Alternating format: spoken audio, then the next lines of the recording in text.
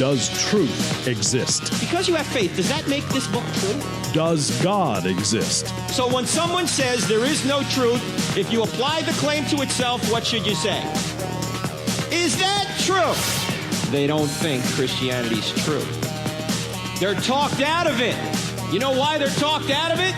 Because they've never been talked into it. Cross-examining skeptical and atheistic views. Welcome to Cross-Examine with Dr. Frank Turek. Ladies and gentlemen, I want to ask you to pray about something this week, if you would. This Thursday evening, September 12th, I will be with my friend Dr. Rice Brooks, the author of God's Not Dead. We're going to be on the campus of the University of North Carolina at Charlotte, and we're going to do a presentation called If God, Why Evil? And the reason we need a special prayer for this event is because just this past April on that campus, there was a school shooting and 2 students died. 1 student died actually taking down the shooter. And we are going to go to that campus and hopefully minister to the students and deal with this very sensitive topic at a sensitive time in a sensitive place. I know people are hurting. And so give us the grace. Pray that God would give us the grace and the wisdom to handle this presentation rightly, because people want answers, but they might actually not just want answers, they may want comfort. And that's why my friend Rice Brooks is joining me, because he is a pastor. He's been through much tragedy and ministered to people through tragedy. So we're going to do a joint presentation, If God, Why Evil, this Thursday night, September 12th at UNC Charlotte. And all the details are on our website. If you want to be a part of that, if you're in the Charlotte area, this happens to be in McKnight Hall on the campus. It's from 7 to 9 p.m. Of course, we'll take questions as well. We will stream it.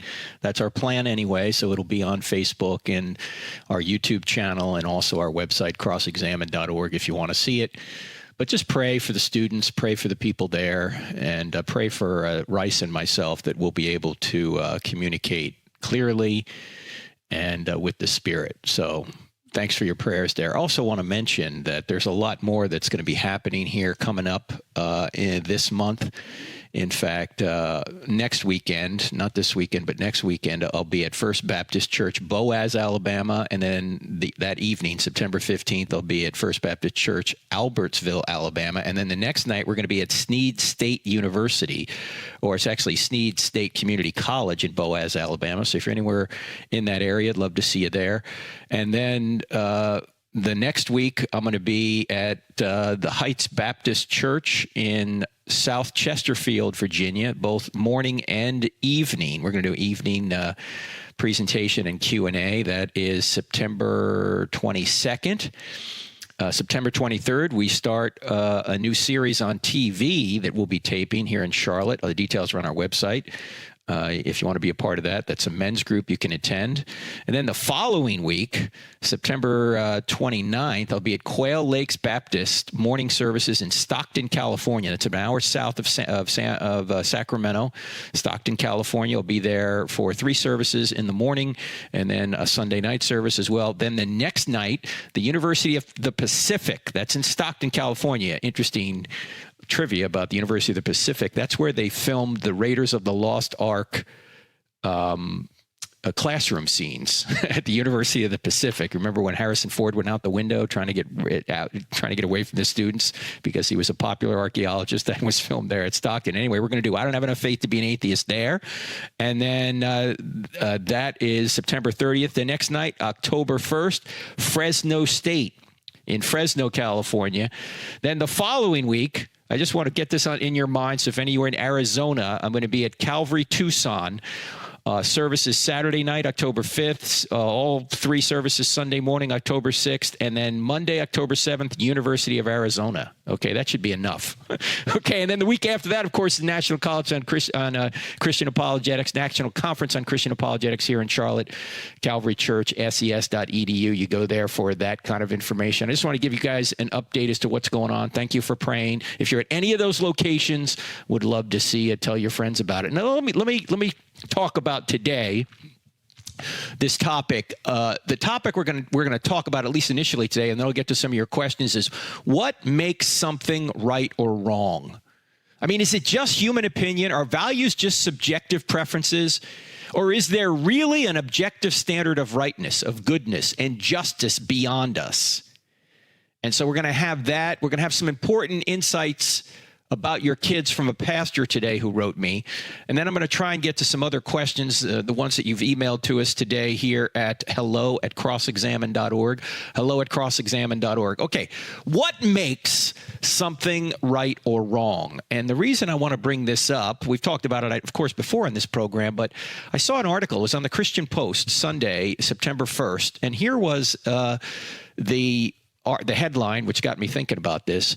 Democrats pass resolution praising religiously unaffiliated Americans, deriding religious liberty. Okay, and here's what the story says.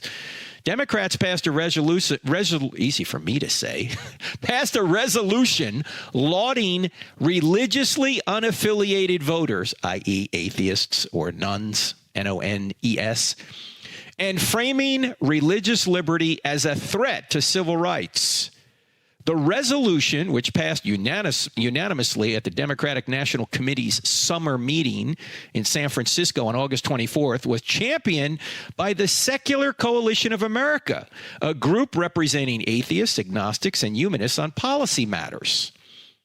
And here is what they said. Religiously unaffiliated Americans overwhelmingly share the Democratic Party's values for rational public policy based on sound science and universal humanistic values, unquote. Now, that's probably true, that atheists probably line up more with the Democrats. But the question is, what do they mean by sound science and universal humanistic values? Let's deal with the first issue first. Science. Science does not give you morality. Morality doesn't come out of a test tube or an experiment. Morality is something you must bring to science. I mean, science doesn't tell you whether or not you should lie about the results of your experiment or your study. You must bring morality to science. In fact, a University of Minnesota study about 10 years ago found that a third of scientists admitted to fudging data in order to get the results they wanted. And those are just the ones that admitted it. I mean, science is only as morally upright and is only as objective as the scientists are. You have to bring morality to the enterprise of science. Science doesn't give you morality. In fact, I had a debate with Michael Shermer on this. You can watch on our YouTube channel a few years ago. What better explains morality, science or God? Of course, I took God. Shermer took science. You can watch the whole thing on our YouTube channel. You have to bring morality to science. I mean, science can help you discover what kind of stem cell treatment might help someone, but it can't tell you if it's ethical to use that treatment. I mean, if you have to kill human beings in order to get certain stem cells to help another human being, is that ethical? Science won't tell you that. You have to bring ethics or morality to the scientific enterprise. Science can tell you if there's a genetic human being in the womb, and it will tell you that. I mean, if you're honest, if you're an honest scientist, you know that an unborn child in the womb is a genetic human being. But science can't tell you whether or not you should protect that human being. That comes from outside science. Science is built on philosophy, and it's built on morality. If you don't bring morality to science, you're not going to get good scientific results. Science can tell you how to build a bomb, but it can't tell you whether or not you ought to use it. So for this group to say that sound science, we want to base our our policy decisions on sound science presupposes that you've got sound science, and it presupposes a morality that you're bringing to the scientific enterprise. And we got a lot more on this. Don't go away. You're listening to Cross-Examine. Well, actually, it's now called I Don't Have Enough Faith to Be an Atheist with Frank Turek. We changed the podcast in order to make sure people knew what this was about. I Don't Have Enough Faith to Be an Atheist with Frank Turek. I'm back in just 2 minutes. Don't go anywhere.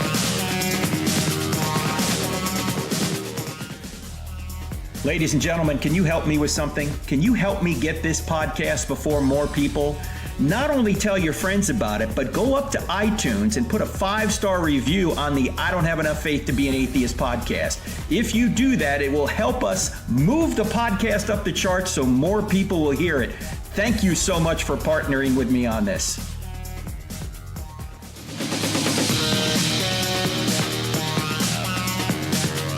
Welcome to I Don't Have Enough Faith to Be an Atheist with Frank Turek on the American Family Radio Network. And the podcast is called I Don't Have Enough Faith to Be an Atheist. If you're listening to the old podcast, you got to come over to the new one, I Don't Have Enough Faith to Be an Atheist. And thank you so much, friends, for putting good, sound, positive reviews up on the I Don't Have Enough Faith to Be an Atheist podcast. It is moving up the rankings, and that enables more people to see it and therefore hear it. So thank you for doing that. Tell your friends about it. Put positive reviews up there, and it'll help move this podcast up the ratings. All right, so we talked about this, we're talking about this Democrat resolution to basically appeal to atheists and agnostics through science and universal humanistic values. And we pointed out that science doesn't give you morality. You have to bring morality to science. And universal humanistic values. You might ask that question, what are humanistic or universal humanistic values? In what are they grounded? If they're grounded in humans, they're not universal, because all you need to ask is which human gets to decide. Is it Mother Teresa or Hitler? Is it Donald Trump or Joe Biden? Is it Hillary Clinton or George W. Bush? Is it Barack Obama or Mitch McConnell? I mean, you just keep asking questions. No, it's not human beings that decide what is good and true and right.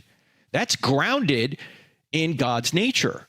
And this resolution put out by the Democrats says, well, they agree with Democratic Party values. Well, my question is, what are Democrat values? For that matter, what are Republican or Libertarian values? What is the standard that each group appeals to? Do they just appeal to themselves, like we just get to decide this kind of thing? Or are they appealing to an objective standard beyond themselves? There was a lady quoted in here from the Secular Coalition of America. Her name is Sarah Levin. Here's what she said. Again, this is an article written on the Christian Post, and the title, it's from September 1st. You can go look it up. Democrats pass resolution praising religiously unaffiliated Americans, deriding religious liberty.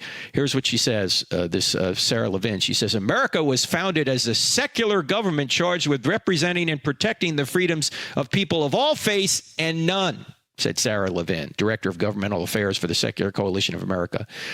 America was not founded on a secular government, Sarah.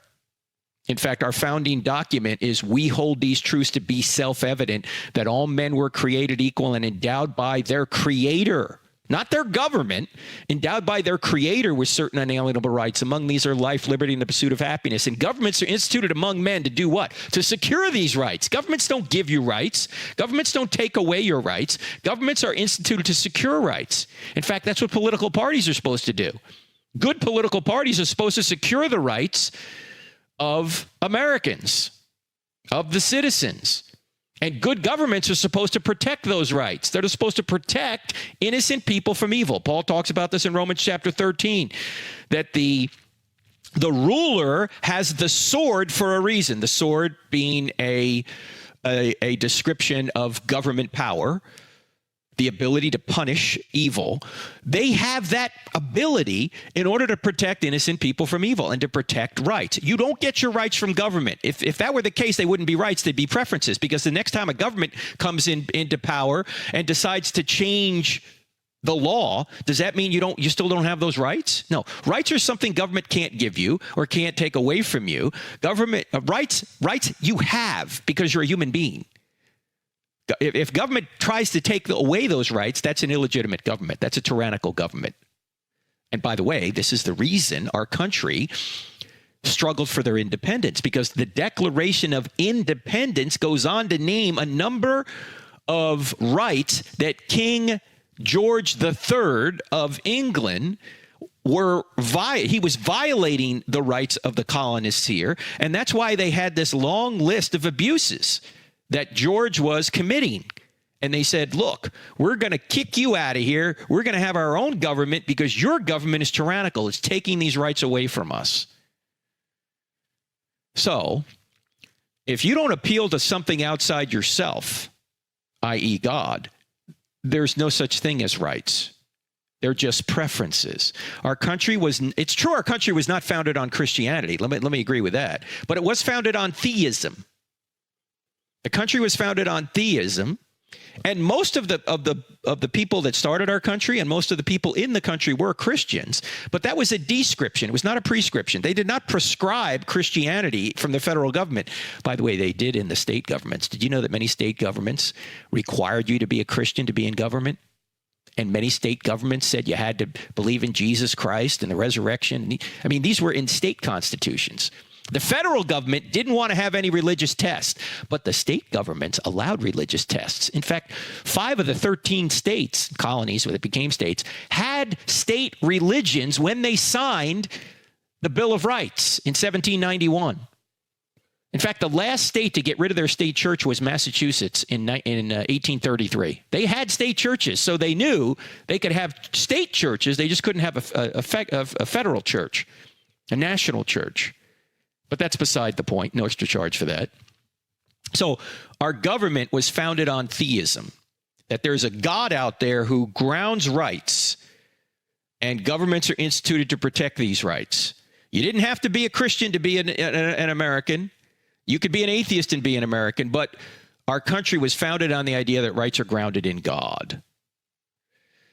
Now, the resolution went on to criticize Americans, and it refers to religious freedom claims as discriminatory. Here is what it says. Again, this is a resolution passed by the Democratic Party, the DNC, the Democrat National Committee, in San Francisco on August 24th. Here's what they said, quote, "Those most loudly claiming that morals, values, and patriotism must be defined by their particular religious views have used those religious views with misplaced claims of, quote, religious liberty, unquote, to justify public policy that has threatened the civil rights and liberties of many Americans, including, but not limited to, the LGBTQ community, women, and ethnic and religious minorities, unquote."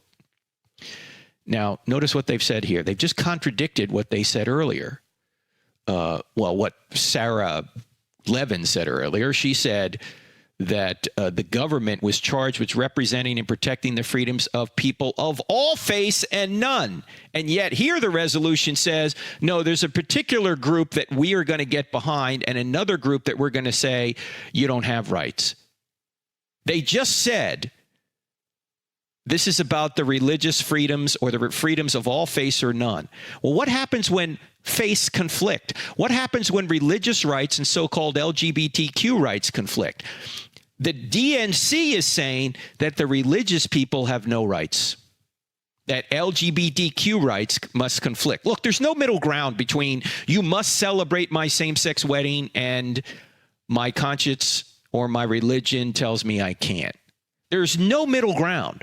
One side is going to have to give way. And what the DNC is saying is, unfortunately, religious people are going to have to give way to LGBTQ people when it comes to these rights, because these are now conflicting rights. It's interesting. My friend Michael Brown, who we had on the program a couple of weeks ago, just wrote a column, which I tweeted out. Why does separation of church and state only go one way? And in there he points out when Ted Cruz may quote a Bible verse or something, Well, he's a dominion theologian who's trying to impose his religion on people. It's the separation of church and state. Ted, you can't do that. But when Mayor Pete, a Democratic candidate who happens to be a homosexual, quotes the Bible, which he does frequently, to support some sort of public policy position, oh, he's just wise. That's good. I mean, why is it that when leftists quote the Bible, it's okay, but when people on the right quote the Bible, oh, no, you can't do that? Yeah. Well, actually, the real issue here is not the separation of church and state. We could talk all day about that. The separation of church and state is not in the Constitution. The First Amendment says Congress shall make no law respecting the establishment of religion nor prohibiting the free exercise thereof. It doesn't say anything about separation of church and state. That was a Supreme Court decision that inserted a letter that Thomas Jefferson wrote to the Danbury Baptists in 1803. They inserted it into their dicta, which is the opinion. And from that point on, people erroneously think the separation of church and state is in the Constitution. It's not. But even if it was in the Constitution, the topic is irrelevant. Why? Because we're not trying to legislate a religion. At least people on the right aren't trying to say you have to be a part of a particular church. You have to get involved in certain rites and rituals. You have to be a particular denomination. No, nobody's saying that on the right. Very few are anyway. Nobody's saying they have to be a part of a religion. But what we are saying is that you have to treat people in a certain way. In other words, we're not trying to legislate religion. We are trying to legislate morality. And everybody's trying to do that. Everybody's trying to legislate a moral position. The DNC is legislating a moral position when they say that LGBTQ rights, whatever they are, must take precedence over anybody else's rights. That's a moral position. They're saying LGBTQ concerns are more important than, say, Mother Teresa's concerns or Billy Graham's concerns or any Christian's concerns or any Muslim's concerns. That LGBTQ morality must be imposed over Christian or Muslim or any other morality. Those are all moral positions, and you can't avoid legislating morality. The only question is whose morality. In fact, I spoke to a group of pastors this Thursday here in Charlotte, and we got talking about this issue. And I said what I normally say. If people bring up the separation of church and state, say, first of all, it's not the issue. The issue is not religion, it's morality. And when people say, don't impose your morality on me, I always say this. Why not? Would that be immoral? You see, because you're imposing your morality on me right now. You're saying I ought not impose ought nots, but you're imposing the ought not on me that I ought not impose ought nots. I know that'll give you intellectual constipation if you play that again, but you get the idea. It's a self-defeating proposition. Everybody's trying to impose a moral point of view. But I'm not trying to impose my moral point of view. In fact, it's not just my moral point of view. Here's what I typically say. When people say, don't impose your morality, I say, this isn't my morality. I didn't make this stuff up. I didn't make up the fact that murder's wrong, that rape is wrong, that theft is wrong, that abortion's wrong, that men were made for women and women were made for men. And the best way to perpetuate and stabilize society, which is the reason the government's involved in marriage to begin with, is to legally recognize the man-woman relationship over every other relationship. I didn't make any of that stuff up. This isn't my morality. This isn't your morality. This is the morality. The one Thomas Jefferson said was self-evident. The one the Apostle Paul in Romans chapter 1 said, the Gentiles do not have the law written on their hearts. So it's not my morality. I'm not trying to impose my morality. I'm trying to impose the morality. And if you have a problem with that, you don't have a problem with me. You have a problem with the Creator on whose nature this is derived from. We hold these truths to be self-evident. All right, we got more on this. Don't go away. You're listening to I Don't Have Enough Faith to Be an Atheist with Frank Turek.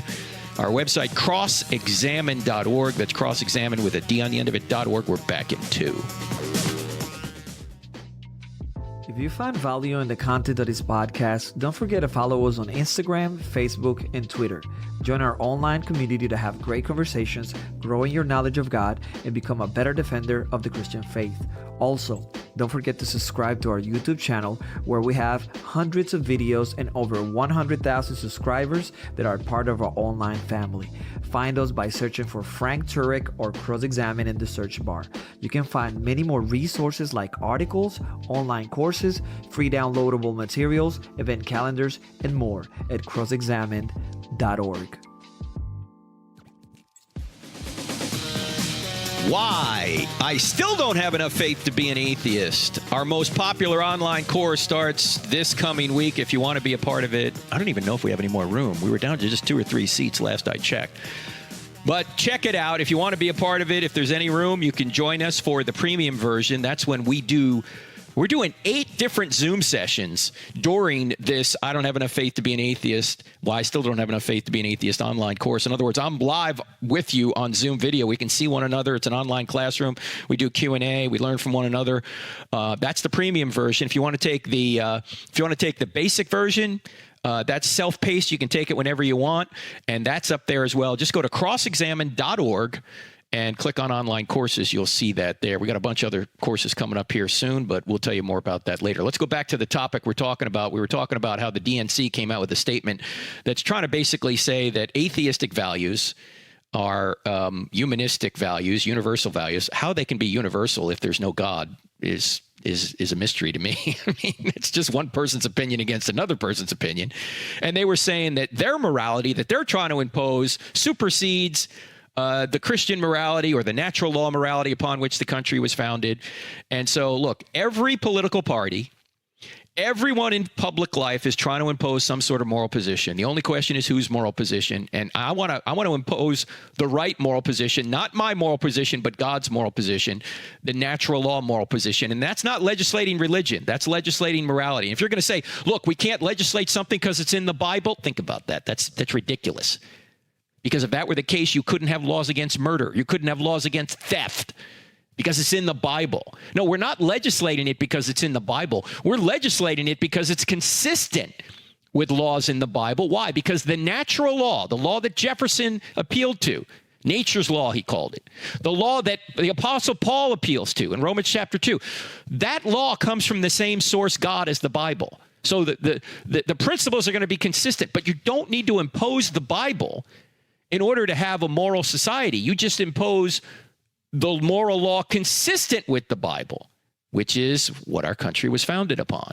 Now, you can go to the Bible for clarification, obviously, but you're not legislating a religion when you're putting moral laws into place. You're not telling people they have to be a part of a religion. We're telling people they have to treat other people certain ways.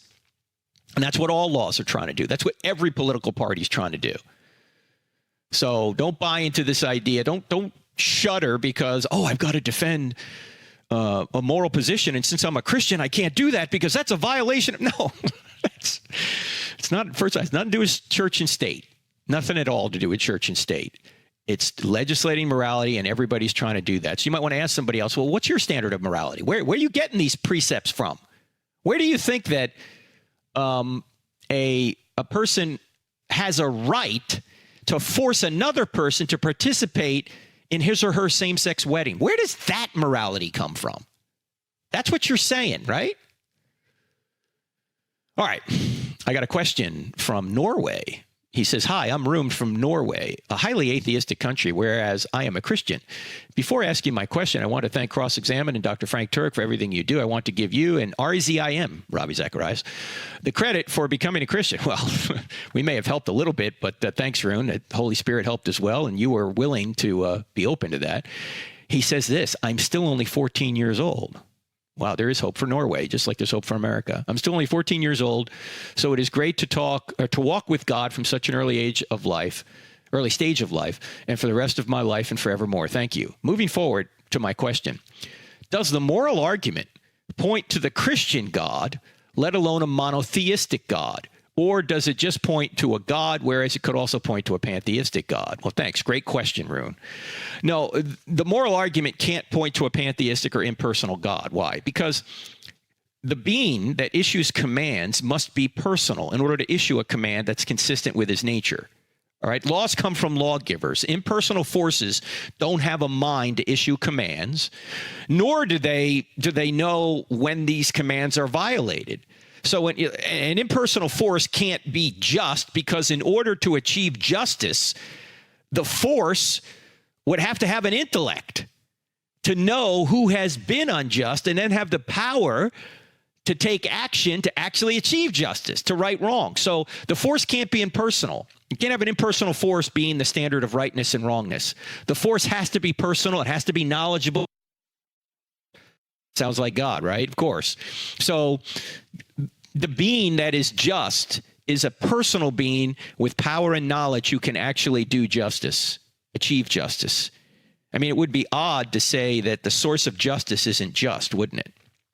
No, of course, source of justice must be just. But in order to be just, you have to have the power to right wrongs. And you have to know what wrongs have been done in order to right them. You also have to have a mind to know all this. So at a minimum, you've got a being that looks like a theistic being. You have a being whose nature is right and just and is knowledgeable and has the power to right wrong. So it can't be a pantheistic force. It's got to be a theistic God. Now, which theistic God? Well, the moral argument alone doesn't take you all the way to Christianity. It could just be a generic theistic God. It could be just the God of the Old Testament, which, as we know, if we're Christians, that the God of the Old Testament is the same as the God of the New Testament. But if you're Jewish and you say, well, I don't believe Jesus rose from the dead, so I don't trust in the New Testament.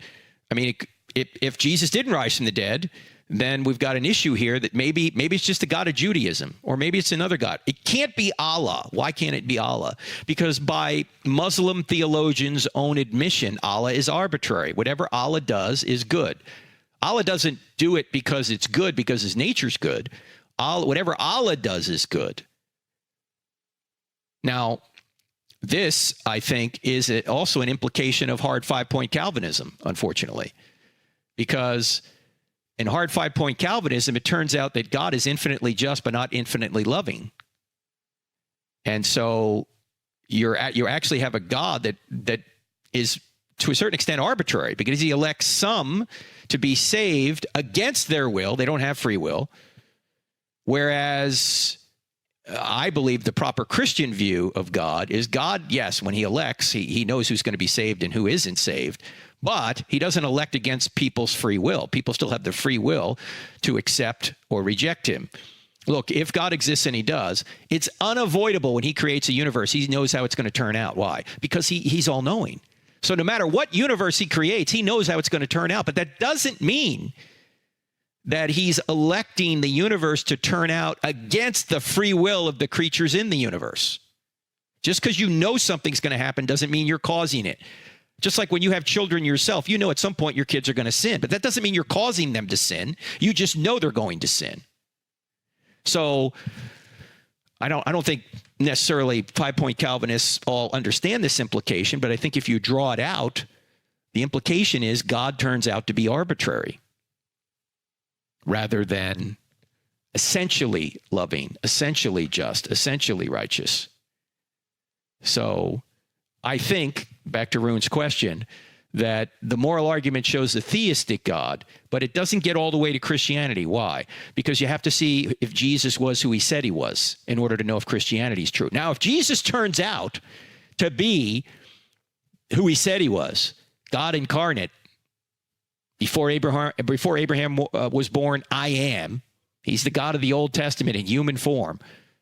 If he turns out to be that God, then the God of morality is the God of Christianity, or the God who is the ground of morality is the God of Christianity. But you need more than just the moral argument to get there. You also need to see who Jesus was. You see, no argument gets you all the way to Christianity.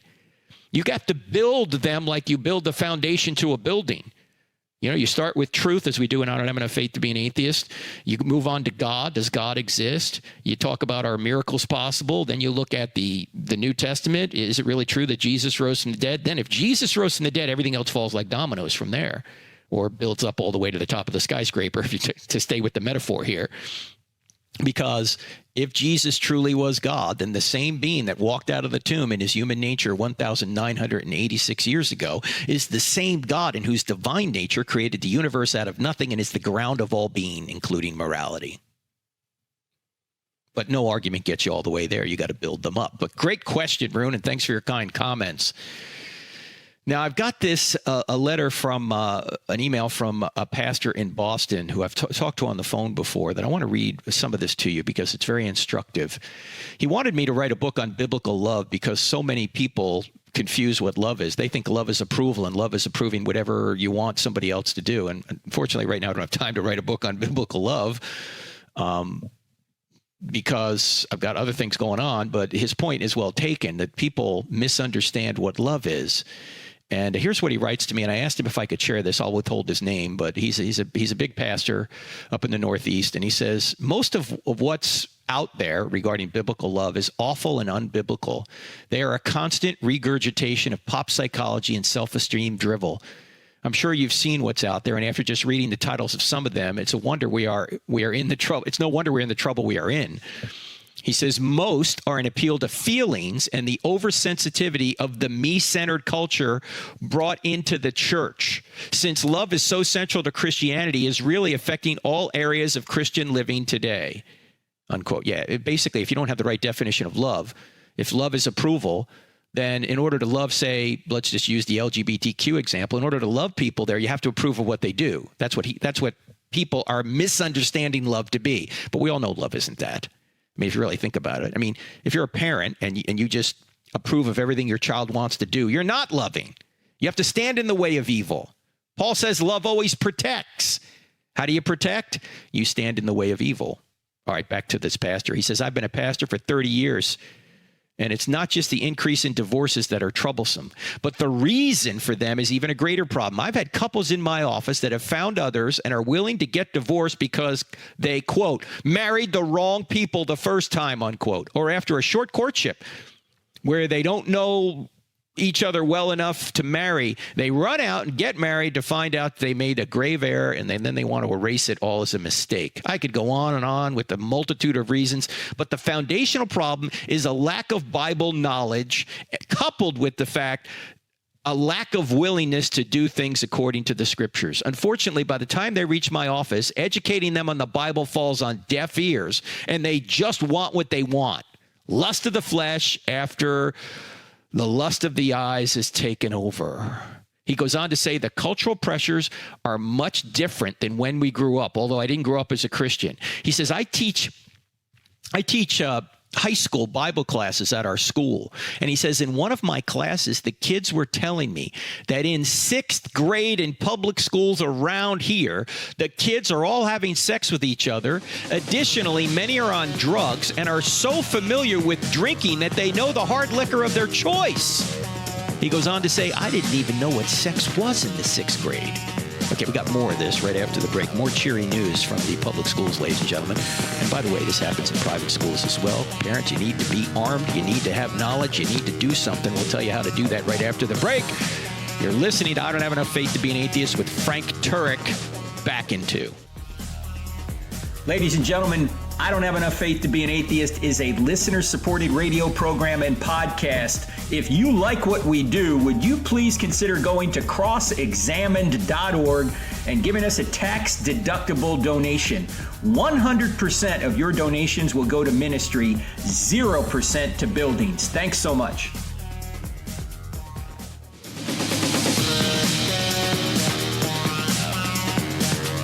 All right, friends, Frank Turek with you on I Don't Have Enough Faith to Be an Atheist. I was reading from a letter that a pastor in the Northeast wrote me, and I want to finish up what he said. By the way, this is in response to last week's radio program podcast called Sex and Your Commanding Officer. If you haven't listened to that, please go back and listen to that. Hopefully it will be helpful. The pastor said, there was a teacher in class doing work while I was teaching, and she had previously been a public school teacher. She corroborated the kids and said that she had 2 6th grade kids when she was a public school teacher that were pregnant. This is the environment that Christian kids are rubbing shoulders with, and many parents are really unaware of how bad it is. They think it's just like it was when they grew up. No, it's not, friends. When you try and tell them, they think you're overstating the case. You're overstating the issue to provide shock, to get a response. But it's not. This stuff is actually going on out there, and many Christian kids are entirely unarmed in this battle, unquote. So, friends, You need to talk to your kids about all the taboo issues you don't want to talk to them about. In fact, my wife and I, we talk to our kids about sex very early on. Why? And look, we want them to come to us with these questions when they have them. We don't want them going to their friends or other people. We want them to always be free to talk to us about any issue at any time. And if you get all uptight and freak out when when these issues come up or your kids bring them up, do you think they're going to come to you about it? No, talk about it in a casual way. Just say, this is the truth. Let me tell you how this works. Okay. And how sex is not just physical. Sex is, just go back and listen to last week's podcast. I'm not going to go into that whole thing about how sex is not just physical. We know it's not just physical, but the culture treats it like it is. Go back and listen to Sex and Your Commanding Officer.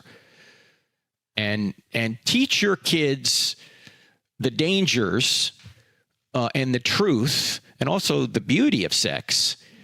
It's something that has to be put in the right place in order for it to be something that will bring you closer to God and something that will bring you closer to others. If you get it in another place in your life, as I've said before, sex is like fire. If you put it in your fireplace, it's wonderful. You get it anywhere else in your house, it'll burn your house down. All right, I got this email from Carolyn, who emailed me yesterday after the Sex and Commanding Officer program. She said, yesterday, while I was driving around doing errands, I listened to the second half of your Cross-Examined radio program on 88.1 AFR in Richmond, Virginia. Hi, Richmond. I was so glad to hear you speaking the truth on sexual sin and how wrong it is. I completely agreed with everything you were saying. I really appreciate you being as bold and speaking like this. Thank you. You said you would probably that people would probably be upset and email you hateful things, so I wanted to email you to encourage you in your ministry. Thank you for the encouragement, Carolyn, and others who encourage our ministry. Everybody needs encouragement. In fact, I even heard Rush Limbaugh talking about this the other day. He goes, I even need encouragement. Everyone needs encouragement, right? To do what's right, because you get a lot of people saying, trying to run you down. So thanks for the encouragement. She says, there are lots of Christians who agree with you, and we agree. Who agree with you, and we who agree are thankful for Christian teachers and leaders like you who speak the truth. May God richly bless you. Now, here's what she said about her personal situation. Check this out, ladies and gentlemen. Here's what she said. I went through a divorce years ago due to some verbal and emotional abuse that was turning physical. After the initial separation, I was searching the scriptures. God led me to 1 Corinthians 7, verses 10 and 11, and this is what they say, to the married, I give this charge, not I, but the Lord, says Paul. The wife should not separate from her husband. But if she does, she should remain unmarried or else be reconciled to her husband. Here's what Carolyn says. So, based on that scripture and understanding, this was the Lord's will for my life. I chose to not even entertain the thought of dating or marriage. Reconciliation didn't work out. At the times of the greatest temptation, God has been faithful in keeping me faithful to this commitment as I press into the word and the fellowship of believers, lifting up prayers and singing praises to the Lord. I just thought you might be encouraged that there are people like me in the world today. I'm also so glad to hear your show yesterday. Again, thank you. All I can say is, wow, Carolyn. In today's culture, which falsely teaches that you cannot be complete without a partner, your drive to obey Jesus, your commanding officer, go back to the last week's podcast to see what I'm talking about, to them, to the culture, it seems like a Herculean effort. They think you're crazy, Carolyn. And they can't imagine going without sex or a partner. You're actually going against the culture's sex religion, or the religion of sex. That's the new religion in America, the religion of sex. And some of them may consider you a heretic, Carolyn. But look, let's take the emotion out of it, and let's just think about this logically for a minute. We all know that people can live life well, in fact, sometimes even better, without getting married. In fact, Paul puts it this way later in chapter 7 of 1 Corinthians, beginning in verse 32. Here's what he says. He says, I would like you to be free from concern. An unmarried man is concerned about the Lord's affairs, how he can please the Lord. But a married man is concerned about the affairs of this world, how he can please his wife, and his interests are divided. An unmarried woman or virgin is concerned about the Lord's affairs. Her aim is to be devoted to the Lord in both body and spirit. But a married woman is concerned about the affairs of this world, how she can please her husband. I'm saying this for your own good, not to restrict you, but that you may live in a right way in undivided devotion to the Lord. He later goes on to say, if you want to get married, you can. He's just saying that when you're married, your interests might be divided. Sam Albury, who is a same-sex attracted apologist, writer, who actually works with Ravi Zacharias, RZIM, has this short little video when he's speaking to his denomination, which was flirting with the idea of approving that the behaviors of homosexuality were approved by the Lord. And Sam Albury is same-sex attracted, but he's celibate. And he got up in this little video and he said, my Lord was celibate.